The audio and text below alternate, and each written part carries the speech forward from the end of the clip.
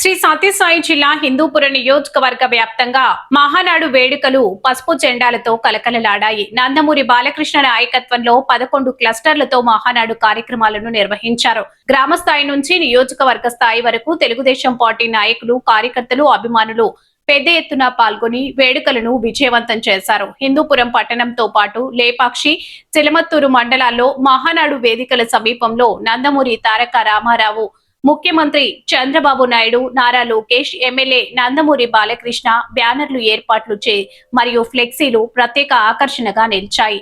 పసుపు జెండాలతో పట్టణాలు, టీడీపీ నాయకులు పార్టీ ఆవిర్భావం నుంచి సాధించిన విజయాలు, రాష్ట్ర అభివృద్ధికి చేసిన కృషి, సంక్షేమ పథకాల గురించి వివరించారు. నాయకుల ప్రసంగాలకు కార్యకర్తల హర్షధ్వానాలు చేస్తూ అభినందనలు తెలిపారు. యువత, మహిళలు, పార్టీ శ్రేణులు ఉత్సాహంగా పాల్గొని మహానాడుని విజయోత్సవంగా నిర్వహించారు.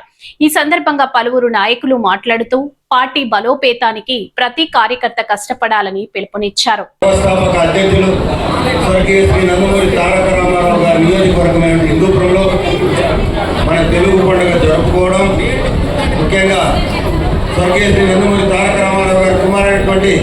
శ్రీ నందమూరి బాలకృష్ణ గారి ఆధ్వర్యంలో ఈరోజు మన హిందూపురంలో ఈ మహానాడు కార్యక్రమాన్ని జరుపుకుంటున్నాం అంటే ఎంతో ఆనందంగా ఉందని చెప్పి తెలియజేసుకుంటున్నాను.